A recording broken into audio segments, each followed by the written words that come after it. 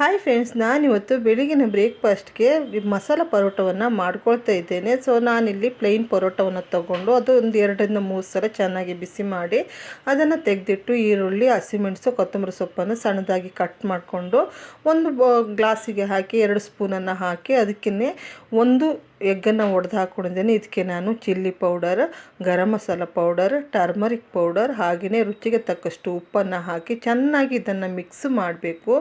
ಚೆನ್ನಾಗಿ ಮಿಕ್ಸ್ ಆದ ನಂತರ ತವದ ಮೇಲೆ ಇದನ್ನು ಹಾಕಿ ಆಮ್ಲೆಟ್ ಹಾಕ್ಕೊಳ್ಬೇಕು.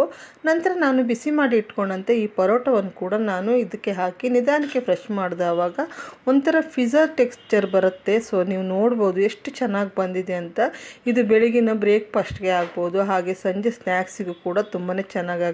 ಈಗ ಹೇಗೂ ಮಳೆಗಾಲ ಅಲ್ವಾ, ಸಂಜೆ ಹೊತ್ತಿಗೂ ಕೂಡ ಮಕ್ಕಳಿಗೆ ಮಾಡಿಕೊಟ್ರೆ ಅವರು ಕೂಡ ಇಷ್ಟಪಟ್ಟು ತಿಂತಾರೆ. ಮಕ್ಕಳಿಗೆ ನಾವು ಮಾಡಿಕೊಡೋದಾದರೆ ಇದಕ್ಕೆ ಹಸಿಮೆಣಸನ್ನು ಹಾಕ್ಕೊಳ್ಳೋದು ಬೇಡ, ಯಾಕಂದರೆ ಅವರಿಗೆ ಅದು ಬಾಯಿಗೆ ಸಿಗ್ತದಲ್ವ. ಸೊ ನೋಡ್ಬೋದು ಎಷ್ಟು ಚೆನ್ನಾಗಾಗಿದೆ ಅಂತ. ಸೊ ಇದಾಗಿತ್ತು ನನ್ನ ಮಿನಿ ಲಾಗ್.